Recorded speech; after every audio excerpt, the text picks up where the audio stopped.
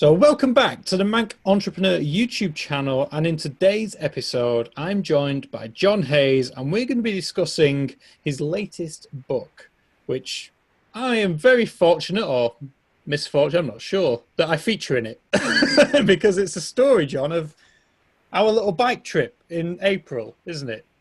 Yeah, you kind of feature in it quite a lot, Dave. In fact, I would say you were the catalyst for the ride and actually the book. I've been trying to write this book now for, wow, probably 5 or 6 years.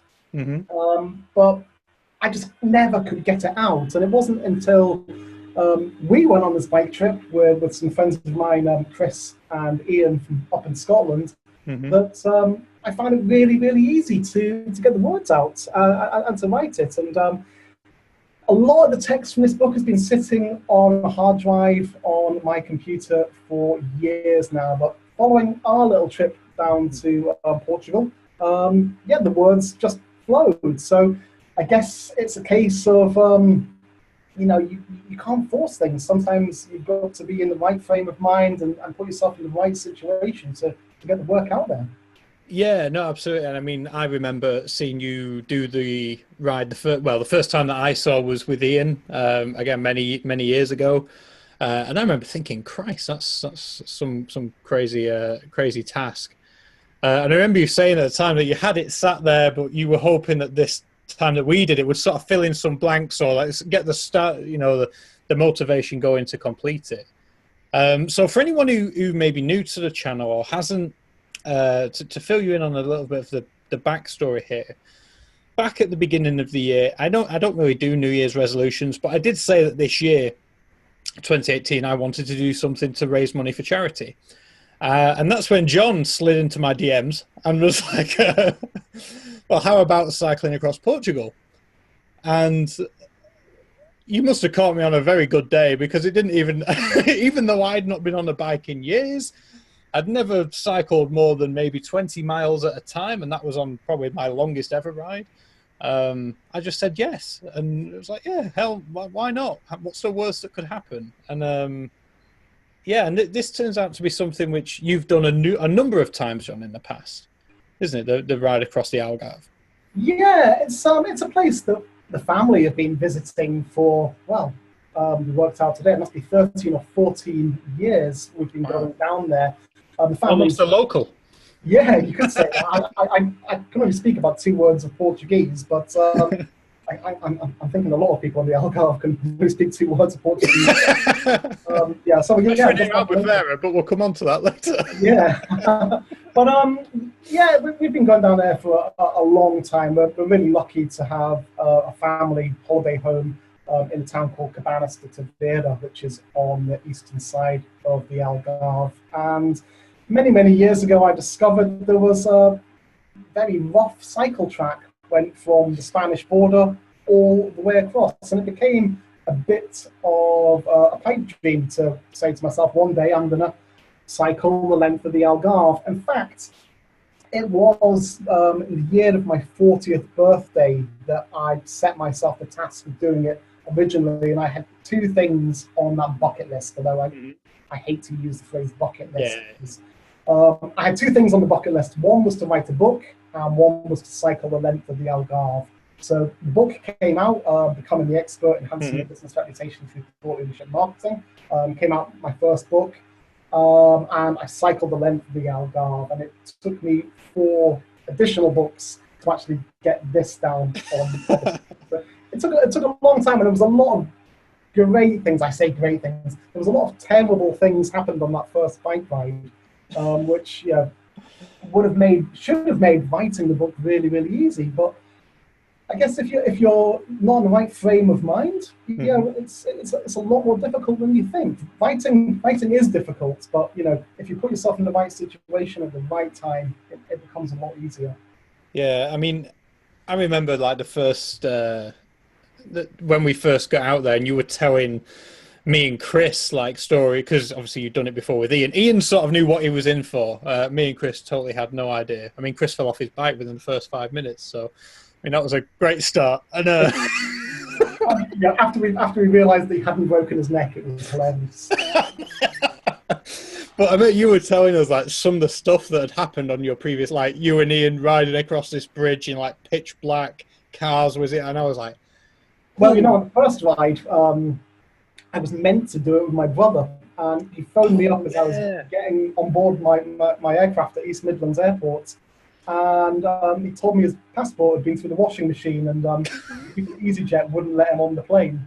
So the first flight started really, really well, and then when I got to Portugal, I went to the bank, and the bank wouldn't let me take any money out. So you were stranded. I remember the story. Yeah. Oh, I was stuck there alone, and I had no money. So when you say what's the worst that can happen, you can be stranded in a foreign country with no friends, no way of paying to feed yourself or hotel yourself, and I kind of joke, what is the worst that can happen? The worst that can happen is you can go under a bus. Yeah, for sure. There's never a good place for that to happen, so no. It might as well happen in sunny Portugal as rainy Grimsby.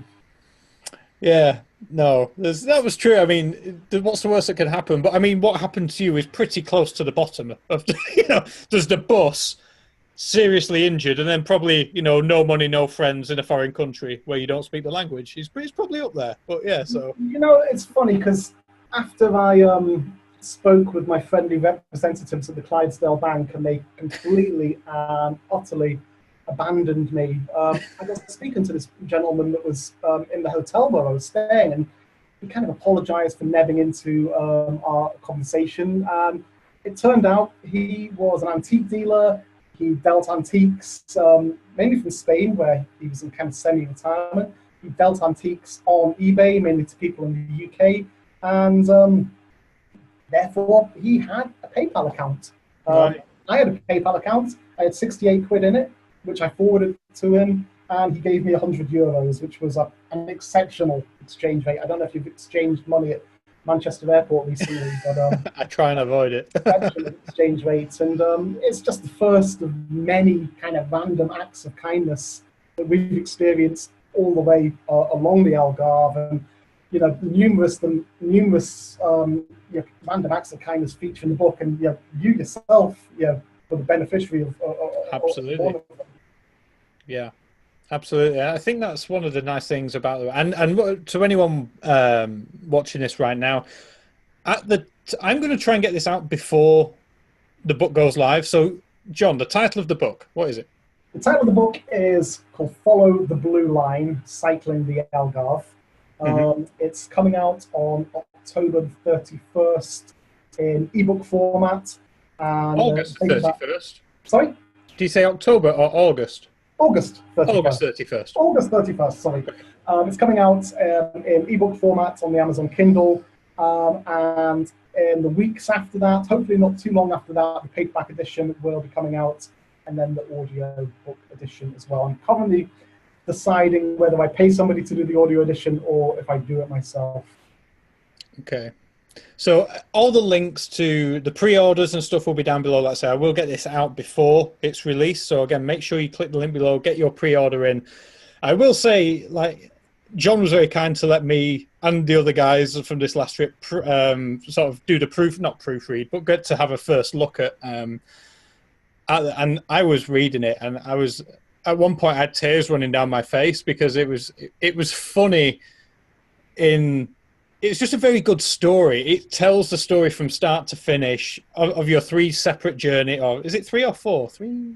Yeah, 3, and I also factored in. Yeah, you've done a few bits of Pete. Yeah, as well. Yeah, I remember. Yeah, so the 3 full journey and the different things that have happened along the way, and you couldn't make up some of the stuff that you've gotten yourself into over the the journeys in the past, and certainly an hour with our big random act of kindness, who we're still trying to track down the Sleaford bike Algarve hero man. I'll put the link to John's blog post about that as well down below. In fact, let's talk about that briefly, John, because that's another fascinating story coming. Because firstly, there's no hills in Portugal, is there? We need to get that out there straight away. There's no hills. The hills in Portugal, although I say in the book, I think it might be a little bit like the pain of childbirth. you know, do them and then you forget about them because I sure as damn can't remember them. And in my defense, I remember them very well. remember them very well.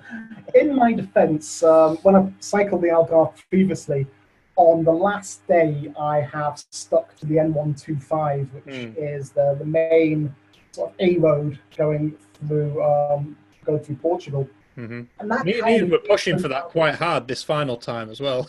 yeah, it was lobbying for that quite hard. But it evens out a lot of the hills, but it takes away some of the sort of gorgeous, coastal scenes. So Very true. we were following a different map, and we were going up and down some pretty steep hills. Oh, we were. And you go up a big hill, and it's a lot of hard work, and then you get the joy of going down the hill. And we were going down one exceptionally steep hill. We must have been going, pretty fast down there. And then all of a sudden, I would say 40, maybe even 50 miles an hour in play. I don't know. We were getting a lick on down there. That was the steepest hill that we'd been down, I think. Yeah. I tell you what, when my front tire exploded at that speed, there were a few things went through my mind. Anyway, I joined you all at the bottom of the hill after wheeling my bike down the hill, and went about changing my tires. Now I cycle a lot. I cycle every day. I try and cycle 100 miles every week. So changing a tire isn't a big chore, or it wouldn't be if they had a spanner to get the front wheel off the bike. And in defense of the bike hire company who actually sponsored the book, Mega Sport, they offered us a spanner when we picked the bikes up. And I foolishly looked at everybody else's bikes, and they all had quick release wheels on the front. I didn't look at my own, and it had a nut and bolt on it, so you needed a spanner to take it off. Anyway, we set about trying to repair the puncture without taking the wheel off the bike, which it's pretty difficult. We'd all pretty much brought some self-adhesive pads, and in the repair kit there was some sort of glue, wasn't there? But I think a combination of the heat and they were just not working, were they? I mean, the glue was crap. The glue was pretty much rubber, but I mean, the pads just weren't sticking. Yeah, it was a bit of a disaster. We were stuck in the middle of absolutely nowhere, in the middle of a valley, in between two massive, very big hills. We couldn't fix the tire. I was thinking about other solutions.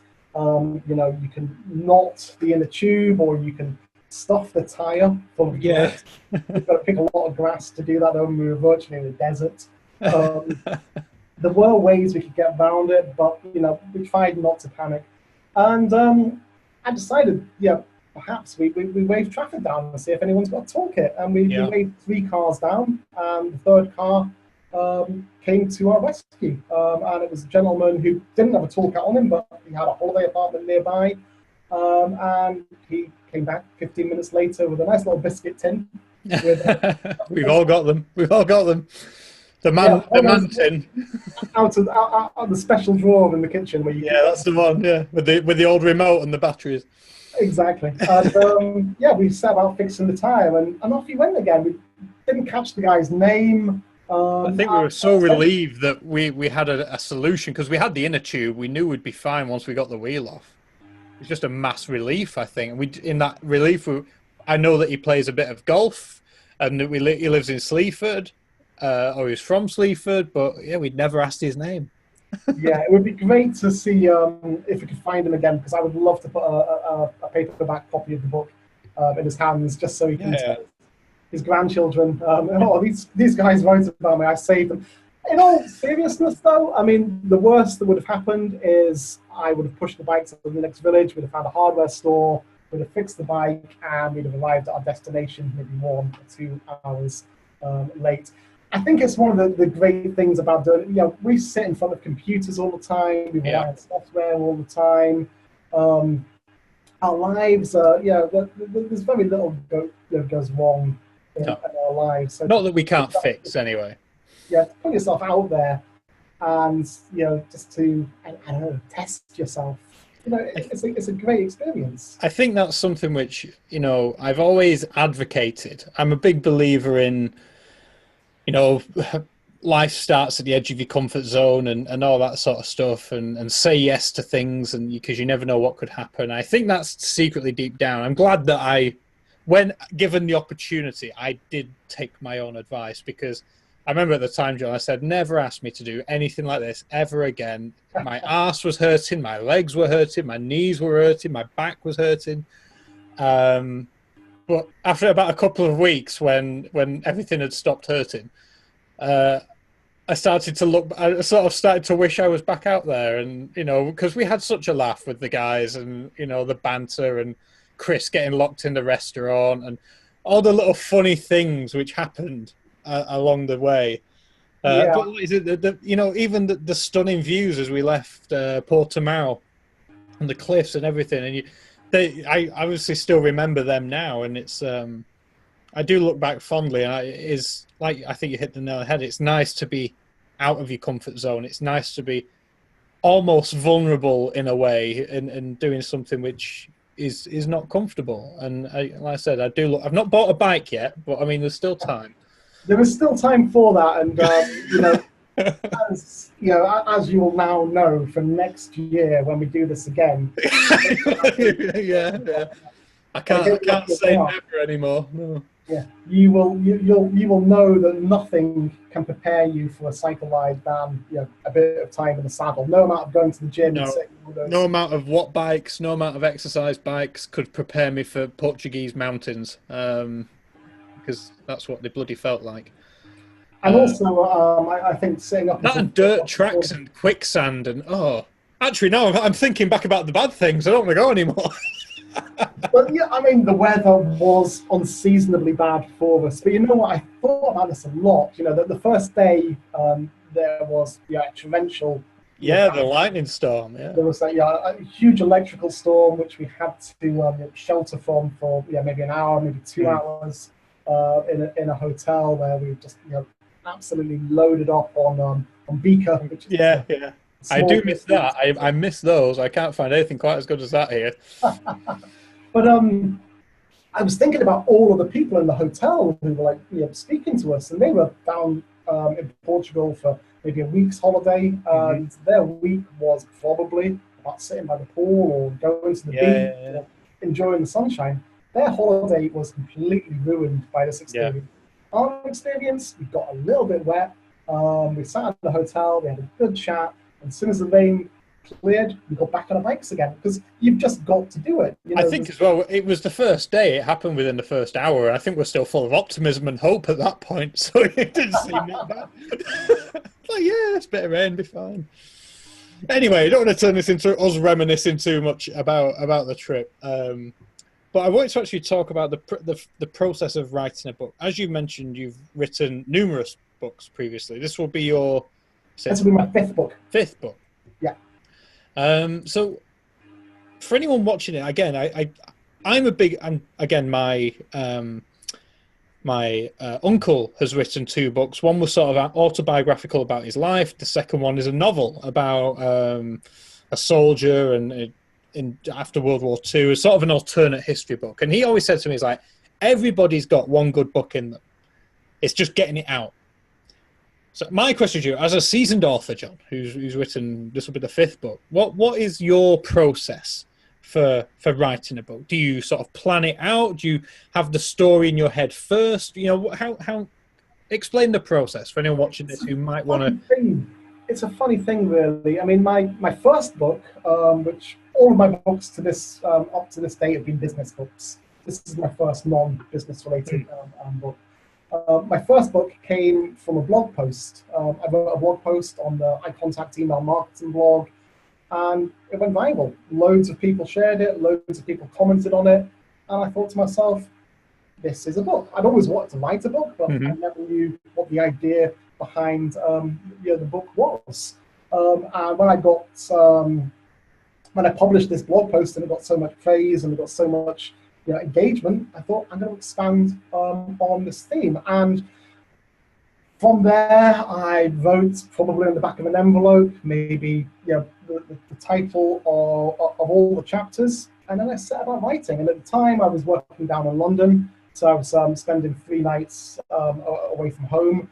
So I would sit in a hotel and I would write a minimum of 250 words every single day. Now, 250 words isn't a lot Sometimes you would write a lot more, Hmm. and it'd be very, very easy. Sometimes you just barely scrape 250 words and it'd be absolutely rubbish. But, you know, I sat and I wrote every single day, didn't have a day off. You know, before I went to bed, I had to write those words. So whether I was working or whether I was at home or whether I was on a holiday or whether it was a weekend, I just got obsessed with it. I'm a kind of obsessive type of person. You know, if Hmm. I like a particular kind of food, I will eat it and Eat eat all of it it. until I'm sick of it. You know, Yeah. I'll eat steak every night for a fortnight and then, you know, not eat it again for, for years. Yeah, yeah, And yeah. I think you've got to get that obsessed because a lot of people say, like your uncle said, a lot of people say everyone's got a book in them. And I believe perhaps they have.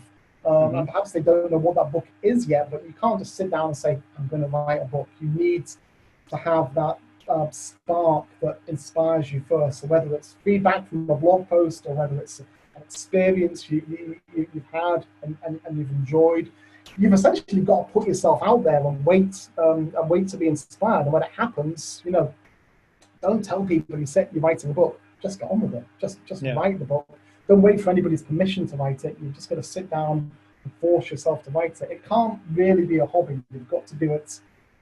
You know yourself with the courses that you've put out. You know, you can't Absolutely. you can't play at it. You've got to be dedicated, or else you lose focus. That's it. I mean, I find that again with the content again I've done in the past. I mean, we've done a lot of videos, but we again we have written a couple of ebooks, myself and Matt, between us, and I mean that does lighten the load. We sort of do alternate chapters, or I do a chunk, he does a chunk, whatever. But still, you know, I totally agree. You have to be you. I'm either in it 100% and want to get it finished, or I'm not in it at all, and I'm not. It's not going to get done. Yeah, I agree. You have to obsess about it because it was the same when I was at university doing my dissertation. I was again, this is going off on a slight tangent, but I did a history and politics degree, and I really wanted to do my dissertation on sort of Gulf War II. That was the thing that was, you know, history and politics was very political at that time. The Iraq War and Afghan was kicking off. Oh, sorry, Afghan had kicked off. Iraq was still sort of going on.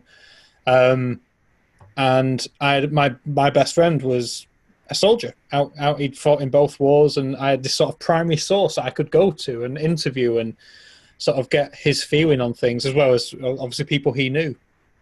And I remember going to my sort of key lecturer who led the course and sort of proposed my dissertation title to him. And he basically just shot it down and went, no, that's not going to be good, blah, blah, blah. He was a little bit of a hippie, which makes me think just the fact it was about a war, he probably wouldn't have liked marking it and probably would have given me a terrible grade. So instead, I ended up writing about the Industrial Revolution in Manchester.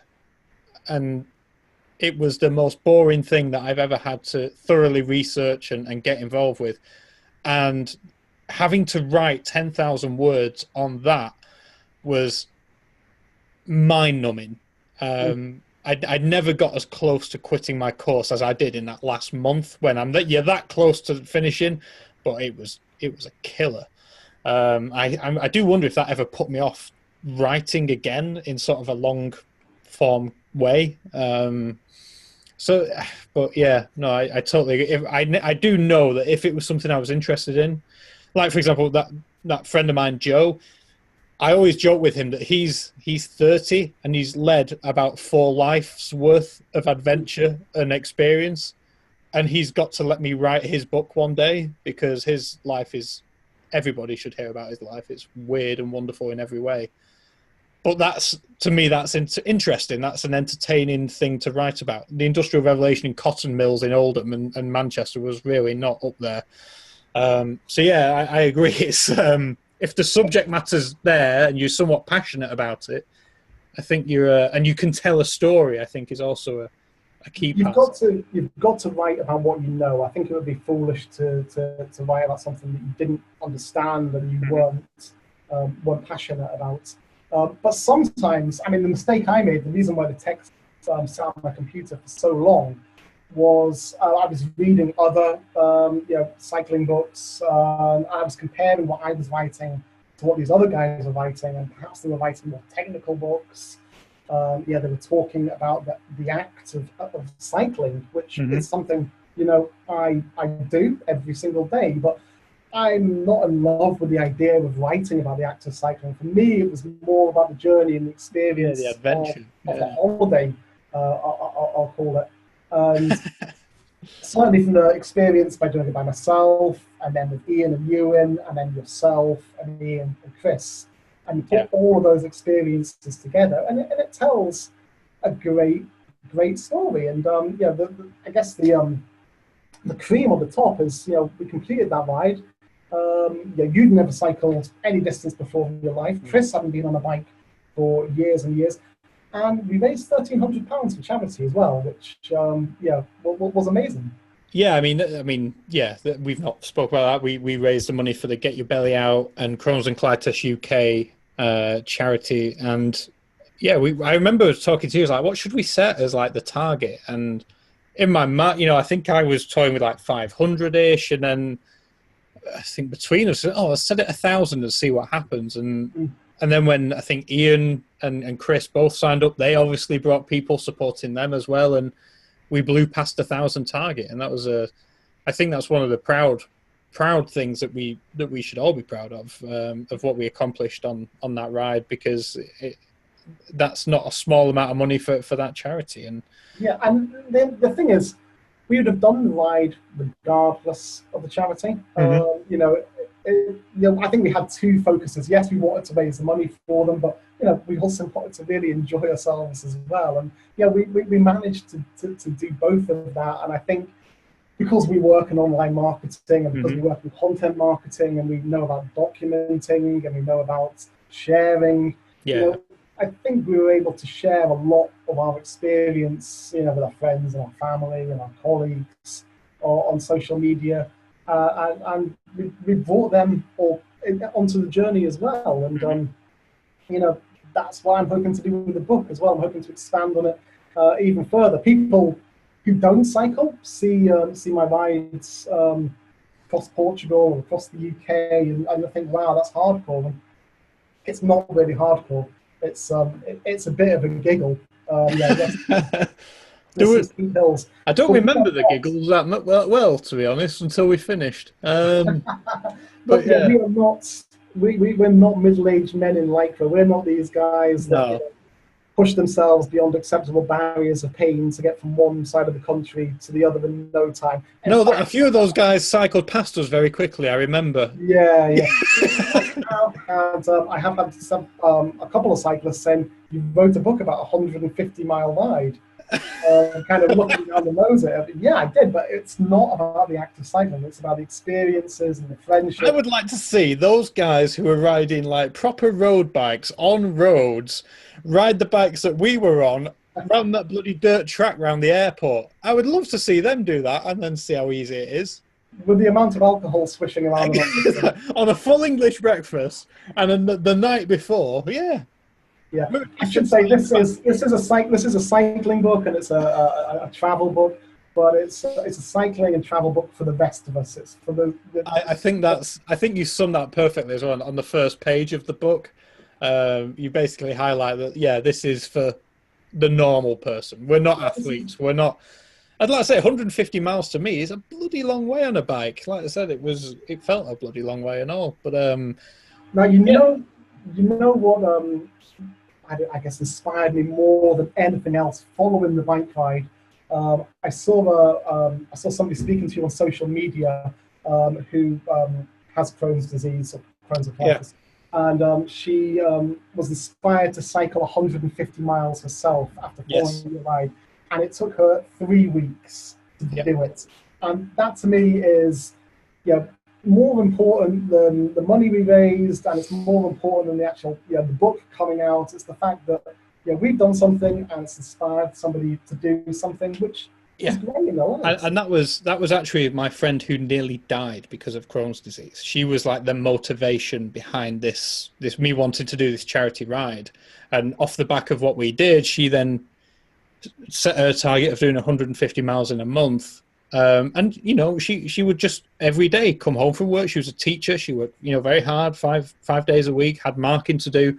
But every night she would get out and at least try and do 10 miles a night. Some nights she might do 7, some nights she might do 12. But yeah, like I said, within 3 weeks she did 150 miles. I mean, yeah, and that's also if we can encourage people to, yeah, because I To think move more, I guess. That was, you know, that's yeah, another I mean, side effect of we it. don't work too hard. You know, we sit in front of computers. We dedicate our lives to, you know, looking at screens, and then you can Hmm. sit in front of a television screen every night. And I'm a great believer whether you want to be a writer or whether you want to be a marketeer or whether you want to be a business person or whatever you want to do. The only way you can really succeed in doing that is to become a more interesting, rounded person. And the Yeah. only way you can become a more interested and rounded person is to get out there and do things. A lot of writers I meet, because I also run courses on writing books, and I have a course on Udemy, for example, on how to, you know, write and publish and market your first book. They tell me they're introverts and they lock themselves away, and that's what they like about writing. Hmm. But, you know, Ernest Hemingway wasn't an introvert. Yeah, No, he went out and he quite lived the life. opposite. Walter Canton wasn't an introvert. You know, you have to grab life and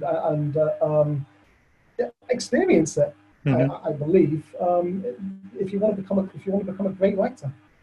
I think, yeah, absolutely. I think, you know, like you said, you need a story to tell, and not many good stories start and end in your bedroom or in your office, you know, working on whatever you're working on. You know, you know, don't get me wrong, there are stories out there. Bill Gates, Steve Jobs, Bezos, they started in that way, I guess, but you know, they are very much the super exception.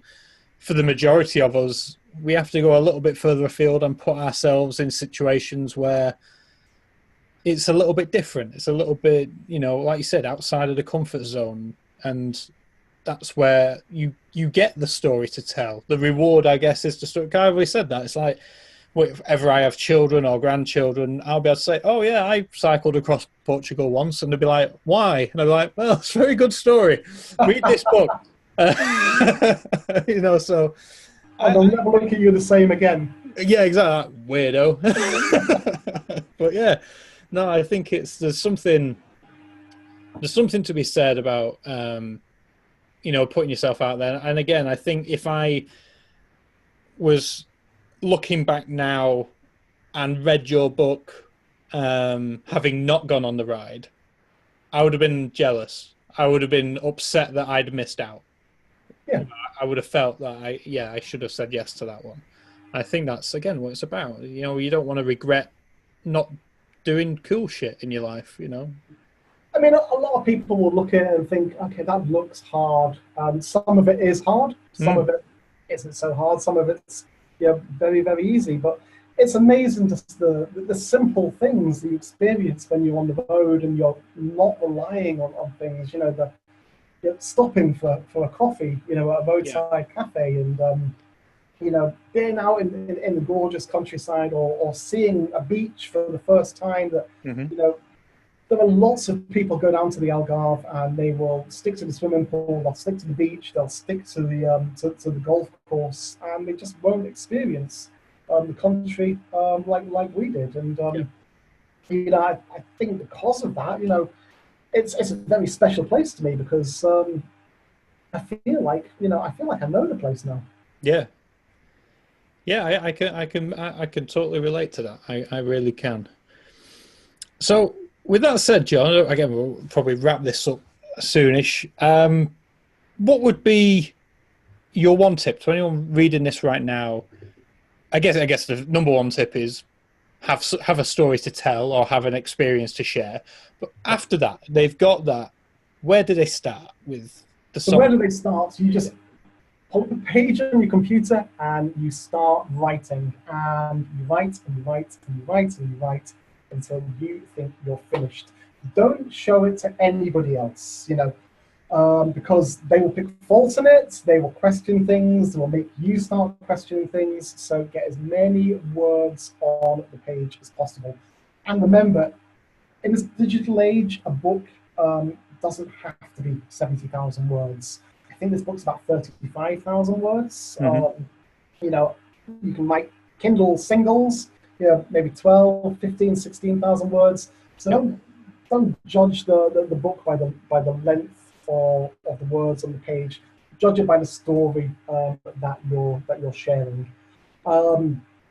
Once you've finished writing it, read over it again, and yeah, and then write it again. You know, because there will be a lot of rubbish in there. There'll be a lot of repetition. You'll need to move things around.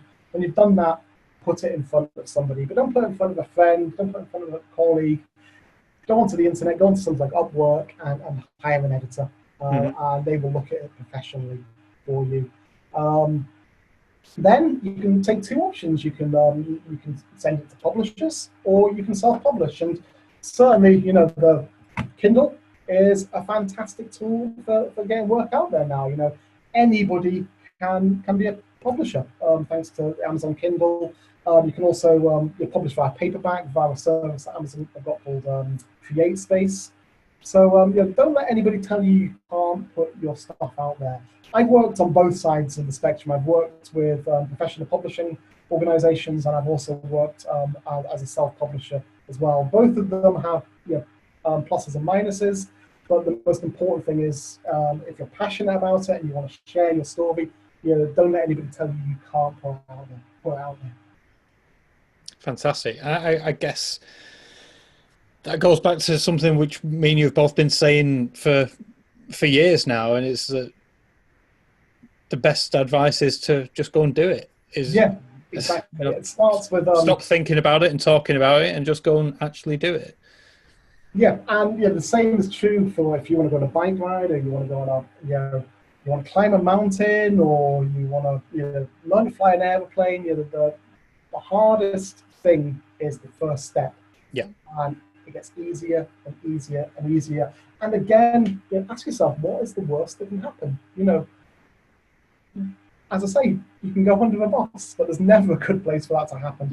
So, you know, so you might as well give it a go. I mean, certainly in terms of cycling on the journey, you know, you had a broken chain, I had a puncture which we couldn't repair on the first trip.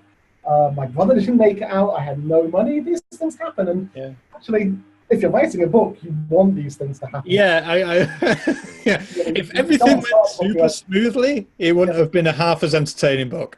Exactly. Everything went well, and we all arrived home safely.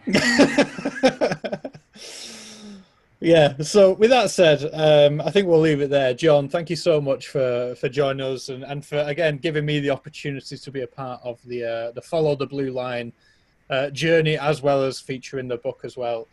Again, once again, the links are down below in the description. Get the pre-order in, and again, there'll be a link to the video which I made as well. That will probably complement the book quite well for this last final part. You'll be able to see the hill that we talk about, especially, and the bike chain, not the bike chain saga, the flat tire saga, and yeah, you'll get a feel for what we actually went through, the thunderstorm.